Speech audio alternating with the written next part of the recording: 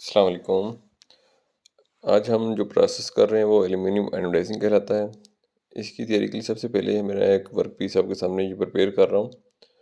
Work piece को हमने MD paper जो बेल्ट है इसके ऊपर हमने इसकी प्रिपरेशन करनी है। जो भी हम प्लेटिंग करते हैं सबसे पहले प्लेटिंग के अंदर हमने जो प्रिपरेशन करनी होती है उसके ऊपर अगर रस्ट है, रस्ट को रिमूव करना होता है या उसकी सरफेस अनइवन है, इसको प्रॉपर हमने फाइन करना होता है। तो ये काम हम एमडी पेपर बेल्ट पे परफॉर्म कर रहे हैं। इसके ऊपर मैं इसकी एक किस्म की ग्राइंडिंग कर रहा हूँ। एमी पेपर के ऊपर आप देख रहे हैं यहाँ पे बेल्ट लग रहा है, बिल्कुल शाइन आ रही है। तो इसके ज़रिए हम इसकी जो सरफेस है उसको बिल्कुल क्लियर करेंगे, स्मूथ करेंगे, ताकि इसके ऊपर जो हम प्लेटिंग का प्रोसेस कर रहे हैं जो है एनोडाइजिंग प्रोसेस, ठीक है, वो इसके ऊपर बड़ी ज़बरदस्त किस्म की इसके ऊपर प्लेटिंग होगी। जितनी आपकी सरफेस शाइन होगी, क्लियर होगी, उतनी ही अच्छी उसके ऊपर प्लेटिंग परफॉर्म होती है। तो एमरी पेपर बेल्ट्स होते हैं, इनके डिफरेंट नंबर्स होते हैं। 0 नंबर का जो एमरी पेपर है हमेशा वो बड़े ग्रेन्स का होता है, रफ पर्पस के लिए यूज़ करते हैं। जैसे जैसे हमारा नंबर बढ़ता जाएगा और जो बेल्ट का साइज़ है वो हम इसको कहते हैं कम होता रहता है, मतलब उसके जो ग्रेन्स का साइज़ कम होता रहता है और वो कह लें कि फाइन पर्पस के लिए यूज़ होना, कटिंग के बजाय वो शाइनिंग पर्पस के लिए यूज़ होना शुरू हो जाता है। अब हम यहाँ पे यूज़ कर रहे हैं 200 का बेल्ट। 200 का बेल्ट ये आप कह लें कि मैंने यूज़ हुआ लिया हुआ है। तो इसमें ये होगा कि ये अब इसकी कटाई नहीं करेगा, जैसे इसकी फिनिशिंग करेगा, जिसको हम पॉलिशिंग प्रोसेस कहते हैं। आम ज़बान में हम इसको पॉलिशिंग प्रोसेस भी कहते हैं। अच्छा, अब हमने सबसे पहले जो प्रोसेस कहता है करना होता है वहाँ पे एल्युमिनियम इचिंग बाथ। उसके अंदर होता है कि हमने जी सोडियम हाइड्रोक्साइड जो है उसका एक सोल्यूशन हमने बनाया हुआ है। तो उसके अंदर हमने जो हमारा वर्क पीस होता है उसको अंदर हमने डिप करना होता है 15 से 20 मिनट। तो अभी आपके सामने एक सलूशन ऑलरेडी हमने बनाया हुआ है। इसके अंदर जो भी हमने वर्क पीस अभी जिनकी हमने पॉलिशिंग प्रोसेस किया था उसको हम इसके ऊपर डिप करेंगे। अच्छा, जैसे ही इसके अंदर हम डिप करेंगे तो इस तरह लगता है जिस तरह कोई करंट हम देते हैं ना किसी चीज़ के ऊपर, तो वर्किंग होना स्टार्ट हो जाती है। देखिए इसके अंदर आपको लग रहा है कुछ धुआं सा निकल रहा है, केमिकल रिएक्शन हो रहा है। तो जब एल्यूमिनियम को हम सोडियम हाइड्रोक्साइड के अंदर NaOH जो सॉल्यूशन के अंदर डिप करते हैं तो सेम इस तरह के आपको सामने वर्किंग नज़र आना शुरू हो जाएगी। तो आपने वर्क पीस को 15 से 20 मिनट के लिए इसके अंदर डिप करना होता है, ठीक है। सबसे पहले प्रोसेस हम इसको इचिंग प्रोसेस भी कहते हैं। सोडियम हाइड्रोक्साइड इसके अंदर यूज़ किया जाता है, ठीक है। देखें जैसे मैंने वर्क पीस बाहर निकाला था आपको इस तरह लग रहा है जैसे धुआं सा निकल रहा है, इसके ऊपर जो केमिकल है वो रिएक्शन कर रहा है, ठीक है। तो यहाँ पे हमने इसको तकरीबन 15 से 20 मिनट टाइम देना होता है और साथ मैंने रैक की मूविंग भी करवाई हुई है। तो जो आपके पार्ट्स हैं यहाँ पे हमने लगाए हुए हैं वो साथ साथ मूव कर रहे हैं ताकि ओवरऑल जो भी इसके एरियाज़ हैं सारे एरियाज़ के अंदर केमिकल जाए और इसकी प्रॉपर यहाँ पे क्लीनिंग हो सके। और जब भी आपने कोई भी केमिकल का प्रोसेस करना है अपने गॉगल्स पहनने हैं, ठीक है, और आपने फेस मास्क पहनना है क्योंकि इसके ऊपर से फ्यूम निकल रहे होते हैं। तो कोशिश करें जो सेफ्टी आपकी है, सेफ्टी वाली चीज़ों को आपने ज़रूर मद्देनज़र रखना है, कभी भी उन चीज़ों को आपने इग्नोर नहीं करना। और सेकंड, जब भी हम कोई भी केमिकल प्रोसेस करते हैं, केमिकल प्रोसेस करने के बाद आपने नेक्स्ट जो प्रोसेस होता है उसको हम कहते हैं वाटर रिंसिंग, ठीक है। मतलब जो आपने फर्स्ट केमिकल प्रोसेस कर लिया, अब नेक्स्ट केमिकल प्रोसेस से जाने से पहले उसकी हमने वाटर रिंसिंग करनी है। यहाँ पे देखें पानी चल रहा है, तो यहाँ पे हमने इसको 2 से 3 दफ़ा डिप करना है, प्रॉपरली वॉश हो जाए। अपना वर्क पीस प्रॉपर आपने वॉश करने के बाद नेक्स्ट दूसरे प्रोसेस पे लेके जाना है, ठीक है। यहाँ पे देखें पानी ओवरफ्लो भी हो रहा है, साथ साथ जो भी इसके ऊपर केमिकल थे तो साथ थे वो सारे साथ साथ ड्रेन हो रहे हैं। प्रॉपर आपने इसकी वॉशिंग करनी है, इसको हम कहते हैं वाटर रिंसिंग। अच्छी तरह जब इसकी वाटर रिंसिंग हो जाएगी देन फिर हम इसको नेक्स्ट प्रोसेस पे लेके जाएंगे। अच्छा, यहाँ पे एल्युमिनियम ब्राइट डिपिंग कहते हैं। अब डिपिंग का प्रोसेस हम इसके अंदर परफॉर्म करेंगे। यहाँ पे नाइट्रिक एसिड हमने यूज़ किया है, ठीक है, 30% नाइट्रिक एसिड हमने यूज़ किया है। इसके अंदर हमने इसको डिप करना है। यहाँ पे डिप तब तक करते हैं जब हम देखेंगे समटाइम जब आप हीचिंग प्रोसेस के बाद वर्कपीस ब्लैकनेस आना शुरू हो जाती है, तो इसके ऊपर डिप करेंगे टिल ब्राइट, जब तक आपका पीस बिल्कुल ब्राइट नहीं हो जाता, वाइट नहीं हो जाता, तो तब तक आपने इसके अंदर डिप रखना है। तो एक सर्टेन टाइम के बाद देखें आप 2 मिनट बाद भी हो जाता है, 5 मिनट बाद या 10 मिनट बाद, जैसे ही आपको लगता है कि अब हमारा वर्क पीस जो प्रॉपर अब क्लीन हो गया है, ब्राइट हो गया है, देन आपने इसको फिर यहाँ से निकाल के दोबारा हमने वही प्रोसेस करना है जो हमने ऑलरेडी आपको बताया कि जी, जिसको हम कहते हैं वाटर रिंसिंग। साथ मैंने इसकी रैक की मूवमेंट भी करवा देता हूँ, इसलिए करवाता हूँ ताकि ओवरऑल जो भी जब मूवमेंट कर रहा होता है तो केमिकल्स इसके अंदर सर्कुलेट कर रहा होता है ना, वर्क पीस के अंदर चला जाता है, जो होल्स होते हैं, जो इसकी कैविटीज़ होती हैं, पॉकेट्स बनी होती हैं, तो सब के अंदर अंदर साथ साथ वो, अब यहाँ पे एक वर्क पीस मैंने निकालना है, तकरीबन वो क्लियर हो गया था, दूसरे भी निकाल लेते हैं।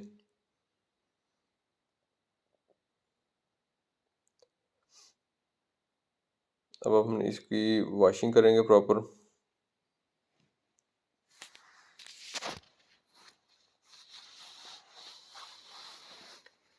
यहाँ पे मैं इन वर्क पीस को निकाल रहा हूँ। आप कोशिश करें कि जो आपका केमिकल इसी के अंदर प्रॉपरली, जब तक इसके जो ड्रॉप से गिर रहे हैं, उसके बाद हम यहाँ पे दोबारा इसकी वाटर रिंसिंग का प्रोसेस करेंगे। यहाँ पे मैंने पानी दोबारा मैंने ऑन कर दिया वाटर, ताकि अच्छी तरह वॉश हो जाए। ये आपने हमेशा ज़हन में रखना है, जब भी आप कोई प्रोसेस केमिकल का करते हैं, दूसरे प्रोसेस से जाने से पहले आपने इस वर्क पीस की अच्छी तरह क्लीनिंग करनी है। ये देखें बिल्कुल अब ब्राइट हो गए हैं ना। पहले जब हमने इचिंग प्रोसेस किया था वहाँ पे ये ब्लैक हो जाए, समटाइम आपका वर्क पीस मुकम्मल ब्लैक हो जाता है, तो आपने घबराना नहीं है कि ये ब्लैक क्यों हो गया है, वो एक प्रोसेस है। अब हमने क्या करनी है, इसकी एनोडाइजिंग, जो मेन प्रोसेस है जिसको हम कहते हैं एनोडाइजिंग, एल्युमिनियम की एनोडाइजिंग भी इसको प्लेटिंग को कहते हैं। अब इसके अंदर हमने H2SO4 यूज़ किया हुआ है, ठीक है। अब ये मेरे पास जो आपको दिखा रहा हूँ, इसको कहते हैं लेड सिक्का जो होता है ना, लेड का यहाँ पे हमने इनोड यूज़ करना है। अच्छा, यहाँ पे एक थोड़ी सी चीज़ समझने वाली है, जो आपका इनोड इनोड होता है, इसको हमने cathode as a cathode use करना होता है। यहाँ पे नेगेटिवली करंट के साथ आपने कनेक्ट करना है, ठीक है। ये थोड़ी सी प्लेटिंग इसके अंदर उल्ट है। अब ये हमारे पास इनोड है रेड वाला, ठीक है, इनोड है। इसके ऊपर आप ये सेंटर में जो दिखा रहा हूँ, ये आपका कैथोड, इस पर नेगेटिवली चार्ज होता है, ठीक है। जो सेंटर वाला होता है आपका कनेक्शन, इसको हम कहते हैं कैथोड। अब हम वर्क पीस हमने एज अ इनोड यहाँ पे यूज़ करना है, ठीक है। अब इसकी मैं प्रॉपर यहाँ पे क्लम्पिंग कर लेता हूँ।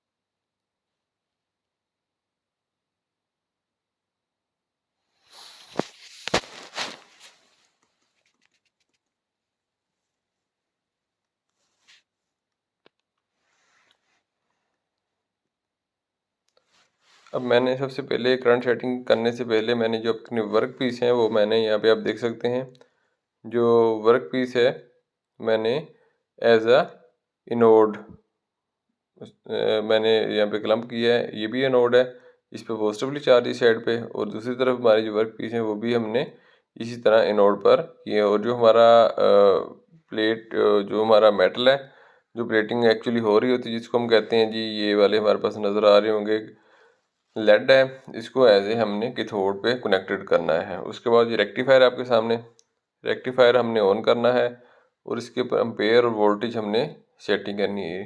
8 to 12 हमने वोल्टेज सेट करनी होती है, और आपके जो एम्पेयर है पर DM स्क्वायर्स, आपने जो भी आपका वर्क पीस होता है उसका पर DM स्क्वायर 1 एम्पेयर आपने देना है। 1 एम्पेयर पर DM स्क्वायर के हिसाब से आपने इसकी सेटिंग करनी है, ठीक है।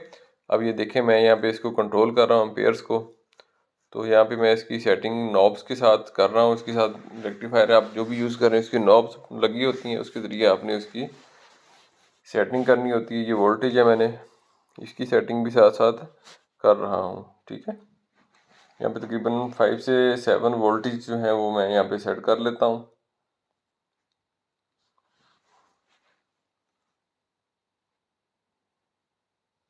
इसी तरह वोल्टेज के साथ साथ आपने एम्पेयर्स की सेटिंग साथ साथ करनी है, ठीक है। 8 to 12 हम इसके अंदर दे देते हैं। वोल्टेज आपने जो भी वर्क पीस जितने भी यूज़ कर रहे हैं आप उनका पहले जो आपका डीएम स्केयर निकाल लें, ठीक है। उस हिसाब से आपने इसके एम्पेयर और वोल्टेज की सेटिंग करनी है। यहाँ पे सबसे ज़्यादा जो आपने ख्याल रखना है कि ये जो H2SO4 है, जिसको हम सल्फ्यूरिक एसिड भी कहते हैं, ये बहुत ज़्यादा ख़तरनाक होता है, इसके फ्यूम्स आ रहे होते हैं। तो कोशिश करनी है कि आपने इससे दूर रहना है या इसको कवर कर दें ऊपर से। तो मेरे पास जो मैं यहाँ पे बाथ टैंक्स यूज़ कर रहा हूँ, इसके ऊपर मैंने फ़ैन लगाया हुआ है जो इसके फ्यूम्स कलेक्ट वहाँ पे करके आउटसाइड पे इसको लेके जा रहा है, ठीक है। तो प्रॉपरली वो कवर्ड है ऊपर से। तो यहाँ से आपने कम से कम इसके ऊपर जो आपका टाइम है 40 मिनट तक आपने अपने 1 आवर या 40 मिनट्स के करीब ही आपने यहाँ पे इसको इसी तरह टाइम देना है, ठीक है। अब ये वर्किंग स्टार्ट है। इसके अंदर करंट का जो कनेक्शन है बाकी प्लेटिंग में उल्ट होता है। आमतौर पर प्लेटिंग में हम क्या करते हैं, जो आपका एनोड होता है वो एज ए एनोड ही यूज़ होता है, वर्क पीस हमेशा आपका एज अ कैथोड यूज़ होता है। तो इसके अंदर वर्क पीस हमेशा एनोड पे लगाते हैं और जो प्लेटिंग जिस चीज़ की प्लेटिंग कर रहे हैं उसको हम एज अ कैथोड पे कनेक्टेड करते हैं। अब यहाँ पे हमने लेड यूज़ किया है, उसको हमने नेगेटिवली चार्ज पे कनेक्ट किया था। अब उसके बाद इनके डाई कलर्स होते हैं, जो एनोडाइजिंग्स होती हैं इसके अंदर 10 से 12 डाई कलर्स होते हैं। हमने क्या करना है, इस प्रोसेस जब तक वो हो रहा है हम इसके डाई कलर्स की प्रिपरेशन कर लेते हैं। अब यहाँ पे मैंने जो गोल्डन है इसके अंदर कह लें सरमाई कलर है, एक ब्लू कलर मेरे पास होगा, एक वाइट कलर होगा और एक रेड कलर की डाइज हैं। तो यहाँ पे हमने डाइज को, ये मेरे पास पैकिंग के अंदर मैंने लोकल ही यहाँ से मंगवाए हुए थे। तो इम्पोर्टेड लें तो ज़्यादा अच्छा हो जाएगा। लोकल में कुछ आपको अच्छे मिल जाते हैं, कुछ क्वालिटी अच्छी नहीं मिलती। तो वेट के ऊपर आपने स्केल के ऊपर रखे है, तो जितनी रिक्वायर्ड आपको क्वांटिटी चाहिए उस हिसाब से आपने लेके पानी में डिज़ोल्व करनी है। अब मैंने 8 ग्राम पर लीटर के हिसाब से मैंने ये लिया है, जो गोल्डन स्पेसिफिकेशन है डाई कलर है वो मैंने यहाँ पे लिया है। अब उसके बाद मेरे पास ये ब्लू कलर है, ये ले लेता हूँ। इस तरह मैंने इसका भी वेट कर लेना है। इसको साथ साथ मैं खोल रहा हूँ, खोल के इसके ऊपर मैं वेट करता हूँ इसका। कोशिश करें कि अपने प्रॉपर ग्लव्स आप पहने, क्योंकि ये कलर्स इस तरह के होते हैं हाथ पे लग जाए तो फिर बाद में आपको आसानी से उतरते नहीं है।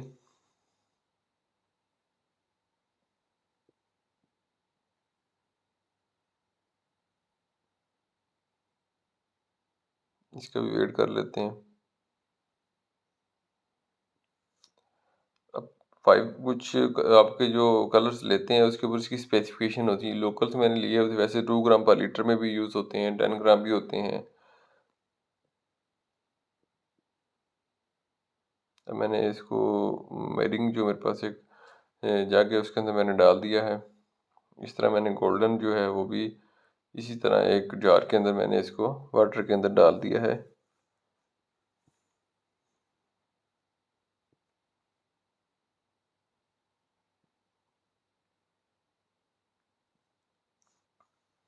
मैंने एक साथ रेड कलर भी अब आपके सामने रखा हुआ है, ऑलरेडी बना हुआ था।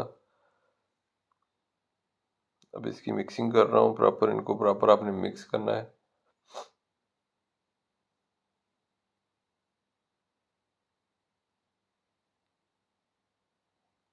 अच्छा, जो इनके डाई कलर्स इसी को मार्केट के नाम में मार्केट में लेने जाएंगे, एलुमिनियम जो है एनोडाइजिंग के डाई कलर्स जिसको कहते हैं डाई कलर्स, ये तकरीबन 10 से 12 जो रेंज कलर्स होते हैं डिफरेंट।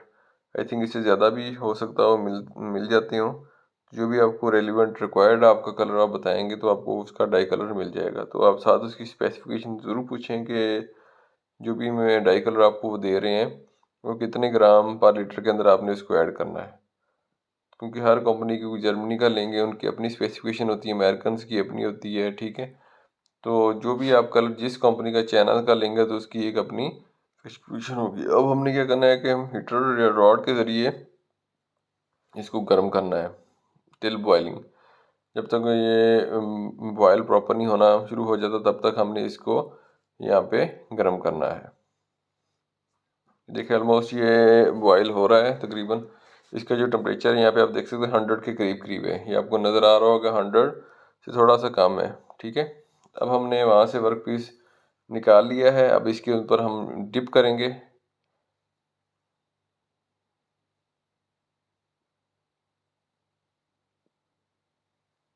प्रॉपर इसके अंदर आपने इसको डिप कर देना है। इस तरह जितने भी वर्क पीस हैं मैं एक एक करके सबको इसके अंदर डिप करूँगा और कुछ टाइम के लिए इसके अंदर ही इस तरह डिप रहने दूंगा, ताकि अच्छी तरह इसके ऊपर जो कलर के जो है ये आ जाए, प्रॉपर इसकी शेप प्यारी सी बन जाए।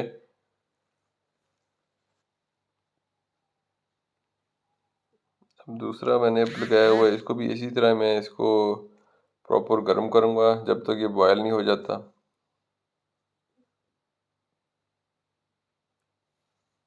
अब देख सकते हैं, अब ये भी तकरीबन बॉइलिंग पॉइंट के करीब करीब है। इसकी भी अब रीडिंग चेक कर लेता हूँ कितनी आ रही है। देखिए मेरे पास तकरीबन इसकी जो रीडिंग आ रही है, भी रीड करें ज़रा आप भी गौर से।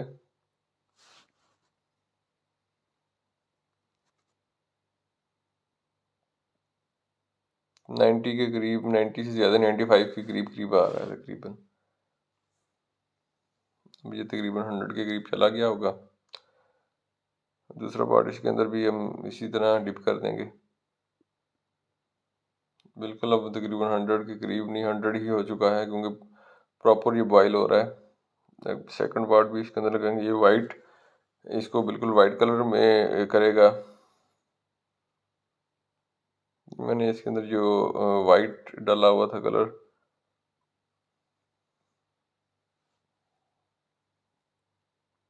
इसको आपने कोशिश करनी प्रॉपर इसके अंदर डिप करें। ठीक है, आपका वर्क पीस है कंप्लीट, उसके अंदर जो भी आपका ये सोल्यूशन है, डाई कलर है, इसके अंदर प्रॉपरली इसके अंदर डिप होना चाहिए।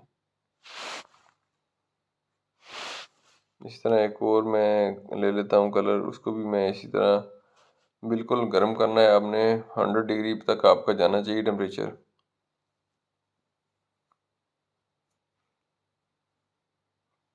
जब आप मुकम्मल आपका जो वाटर है बॉयल होना शुरू हो जाता है, देन आप इसमें डिप करेंगे तो उससे ये होगा कि आपकी जो कलर की शाइनिंग भी ज़बरदस्त आएगी और परमानेंट कलर इसके ऊपर चला जाएगा जो आपका वर्क पीस है। तो आपने हमेशा बिल्कुल इसको गर्म करना है बॉइलिंग पॉइंट पे, उसके बाद आपने इसके अंदर डिप करना है। 97 के ऊपर आ रहा है, तो इसको मैंने यहाँ पे एक और वर्क पीस पीस के अंदर ये देखें डिप कर दिया है।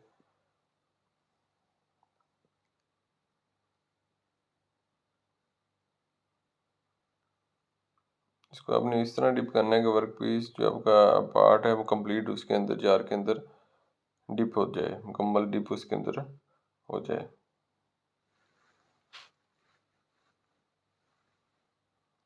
इस तरह मैंने गोल्डन कलर भी एक लगा दिया है,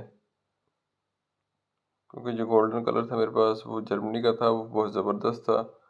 बाकी लोकल कलर्स हैं तो उसकी शाइनिंग इनसे ज़बरदस्त है, क्योंकि उसकी जो थी प्राइस थी, इन सब जितने ये मुझे 6 कलर मिले हैं उतने का वो सिर्फ एक कलर मिला है। तो कोशिश करें अगर मार्केट में आपको अच्छा कलर अवेलेबल हो।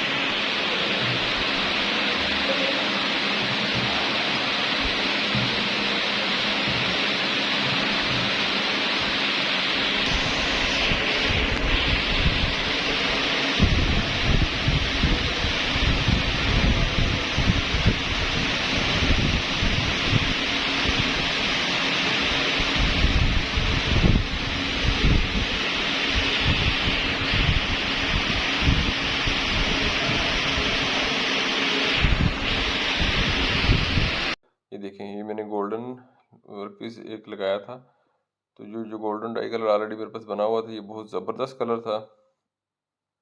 अब ये देखें कि वर्क पीस आपके सामने कितना ये शाइन कर रहा है। और बाकी जो आपको वो भी दिखाता हूँ, वो इतने शाइनिंग नहीं देते जितनी कि ये शाइनिंग देता है। ये बड़ा ज़बरदस्त एक वर्क पीस है। सिर्फ़ आपके जो कलर था, ये इम्पोर्टेड कलर था, उस वजह से ये बहुत ज़बरदस्त इसके ऊपर देखिए। अब शायद मैं इसकी प्रॉपर एक दफ़ा क्लीनिंग करके आपको दोबारा दिखाता हूँ। ये देखें, गोल्डन कलर बिल्कुल ज़बरदस्त। और इसके अंदर प्रॉपर शाइनिंग भी दे रहा है और पूरे एरिया को कवर भी कर रहा है। और किसी जगह पे भी आपको वो नज़र नहीं आ रहा कि ब्लैकनिश या धब्बे वगैरह जिसको हम कहते हैं, वो कहीं भी आपको नज़र नहीं आ रहा है। मुकम्मल आपका जो वर्क पीस है,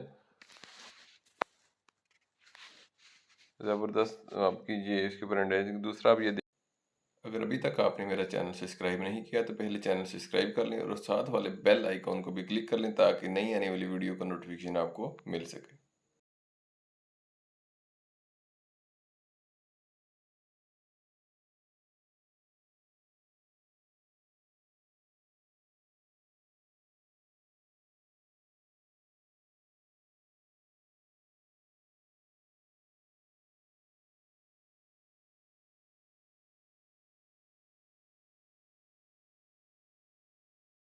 देखें, जो मैंने सरमाई कलर दिया था, अब ये लोकल कलर है, इसके अंदर शेड्स भी आ रहे हैं, आप देख सकते हैं। और वो उतनी वो शाइनिंग भी नहीं कर रहा। अब ये डिफरेंट शेड्स दे रहा है, इसलिए दे रहा है क्योंकि ये लोकल था, हमने लोकल मार्केट से लिया हुआ था। तो इस वजह से इसके ऊपर वो प्रॉपर शाइनिंग भी नहीं आ रही और धब्बे भी इस पे आ रहे। ये भी जस्ट इसलिए मैंने आपको दोनों कंपैरिजन दिखाए हैं कि जो लोकल्स कलर्स हैं वो इस कदर मतलब एक्यूरेट नहीं होते, ज़बरदस्त नहीं होते जितने कि इम्पोर्टेड होते हैं। तो कोशिश करें हमेशा जो इम्पोर्टेड आप लें, तो उससे आपको जो आपका पर्पज़ है वो पूरा होगा और जो आपकी एडवर्टाइजिंग है वो भी बहुत ज़बरदस्त आएगी। जो भी आप कलर लेंगे वो आपको लगेगा नेचुरल, जिस तरह कलर्स होते हैं। अब ये नहीं लग रहा कि हमने इसके ऊपर एडवर्टाइजिंग की है, ओरिजिनल वर्क पीस लग रहा है। उम्मीद करता हूँ ये आज की वीडियो आपके लिए हेल्पफुल होगी। तो इंशाल्लाह मिलते हैं जी नेक्स्ट वीडियो के साथ। अस्सलाम वालेकुम।